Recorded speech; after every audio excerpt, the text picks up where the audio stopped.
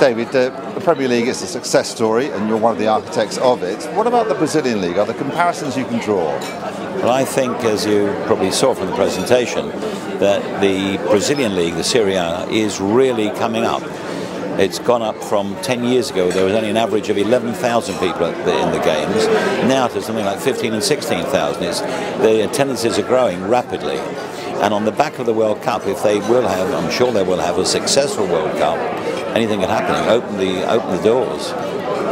We think of the Brazilian team, the national team, everybody thinks of them, but we don't know so much about the club game here. Is it as saleable an asset as the Premier League? Well, I think it is. Well, half the problem, because the best products, the best players have been playing abroad.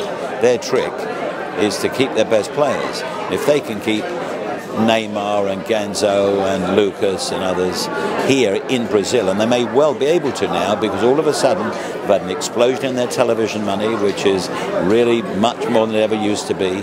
They've got a tax advantage, but they only pay 27% tax. Our tax is at 50% on the players. So they've got a fair chance now of keeping the best talent. If they do manage to keep the best talent in Brazil, anything can happen. One method they use is third-party management. Now, we know all about Carlos Tevez at home. It doesn't seem to work too well for us. Well, no, of course, in the Premier League it's outlawed, but in South America it is legal. On a personal level, I think it is not healthy for the sport, because for two reasons.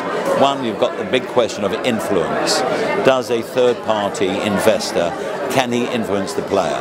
Well, if he owns 50% of that player's commercial income and also his image rights, and he's invested in the club that he's playing for, he's vested his interest is in moving the player out. And if he does, then he gets the money which goes out of the game. So that way it's unhealthy. So you've got two aspects of it. One is the influence on the player, and the second thing is that the money does not stay in the game. A concern that a few people have voiced about Brazil and their state of readiness for 2014. Now, you know a bit or two about World Cups and the like. Do you think they'll be ready?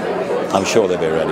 Everybody said the same about South Africa a year beforehand, and it was ready. FIFA will throw their resources, whatever they've got at it. It's got to be ready.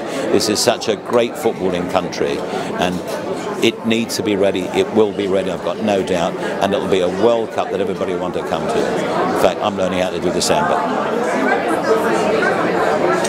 We'll film that. Great.